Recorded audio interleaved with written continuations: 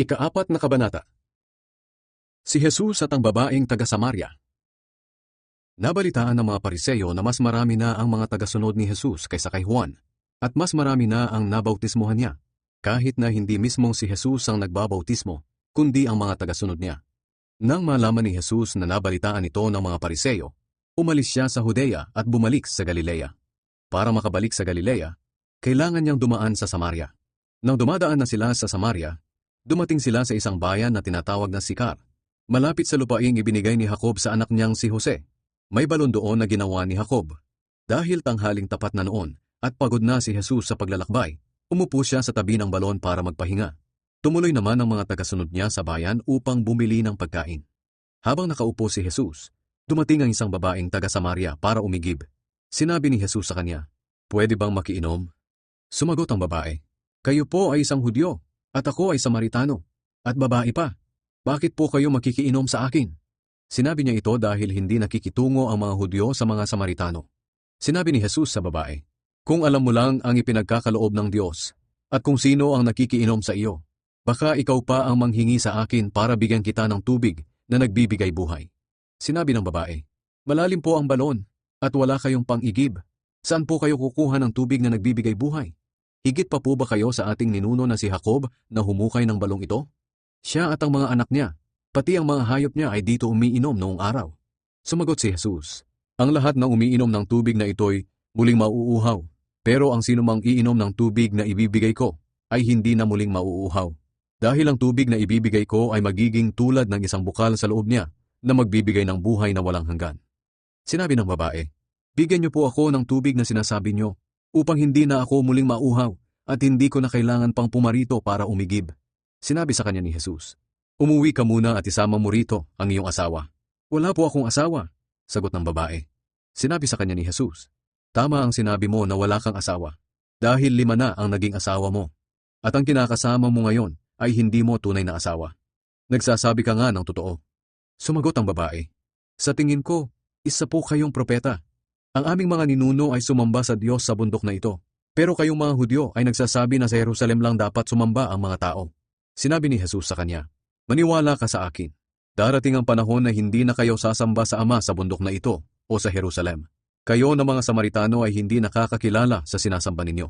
Ngunit kilala naming mga Hudyo ang aming sinasamba, dahil sa pamamagitan namin ay ililigtas ng Diyos ang mga tao. Tandaan mo, darating ang panahon, at narito na nga, na ang mga tunay na sumasamba ay sasamba sa Ama sa Espiritu at katotohanan. Ganito ang uri ng mga sumasamba na hinahanap ng Ama.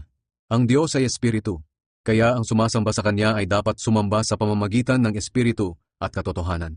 Sinabi ng babae, "Nalalaman ko pong darating ang Mesiyas na tinatawag ding Kristo, at pagdating niya ipapaliwanag niya sa amin ang lahat ng bagay." Sinabi ni Jesus sa kanya, "Akong nagsasalita sa iyo ngayon ang tinutukoy mo." Nang sandaling iyon, dumating ang mga tagasunod ni Jesus. Nagtaka sila nang madatnan nilang nakikipag-usap siya sa isang babae. Pero wala ni isa man sa kanila ang nagtanong kung ano ang kailangan niya, at hindi rin sila nagtanong kay Jesus kung bakit nakikipag-usap siya sa babae.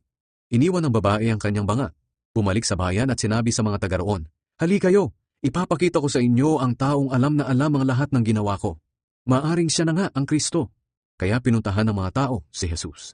Samantala pinapakiusapan ng mga tagasunod niya si Jesus na kumain na.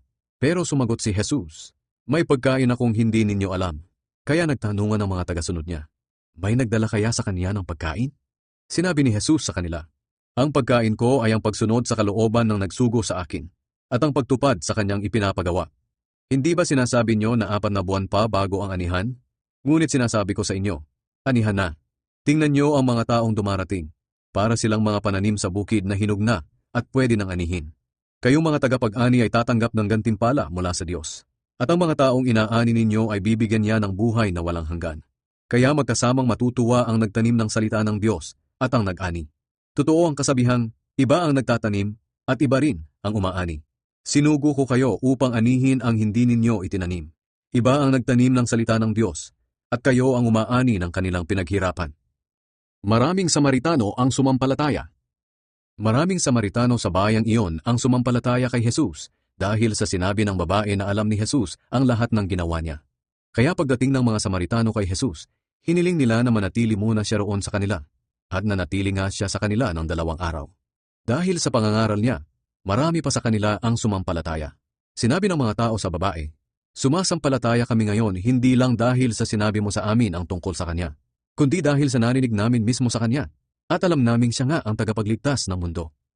Pinagaling ni Jesus ang anak ng isang opisyal. Pagkatapos ng 2 araw na pamamalagi roon ni Jesus, umalis siya papuntang Galilea. Si Jesus mismo ang nagsabi na ang isang propeta ay hindi iginagalang sa sarili niyang bayan. Nang dumating siya sa Galilea, malugod siyang tinanggap ng mga tao. Dahil naroon sila sa Jerusalem noong pista ng paglampas ng anghel at nakita nila ang lahat ng ginawa niya roon. Muling bumalik si Jesus sa bayan ng Cana sa Galilea, kung saan ginawa niyang alak ang tubig. Doon ay may isang opisyal ng pamahalaan na ang anak na lalaki ay may sakit at nasa Capernaum. Nang mabalitaan niyang bumalik si Jesus sa Galilea mula sa Judea, pinuntahan niya ito. Nakiusap siya kay Jesus na pumunta sa Capernaum at pagalingin ang anak niyang nag-aagaw buhay. Sinabi ni Jesus sa kanya, "Hanggat hindi kayo nakakakita ng mga himala at kababalaghan, hindi kayo maniniwala sa akin." Sumagot ang opisyal, "Sumama na po kayo sa akin bago mamatay ang anak ko." Sinabi ni Jesus sa kanya, "Pwede ka nang umuwi. Magaling na ang anak mo." Naniwala ang opisyal sa sinabi ni Jesus at umuwi siya. Habang nasa daan pa lang ay sinalubong na siya ng mga alipin niya at sinabi sa kanya na magaling na ang anak niya. Kaya tinanong niya kung anong oras ito gumaling. Sumagot sila, "Kahapon po ng mga 1:00 ng hapon ay nawala na ang lagnat niya." Naalala ng opisyal na ng oras ding iyon ay sinabi sa kanya ni Jesus na magaling na ang anak niya. Kaya siya at ang buong pamilya niya ay sumampalataya kay Jesus. Ito ang ikalawang himala na ginawa ni Jesus sa Galilea pagkagaling niya sa Judea.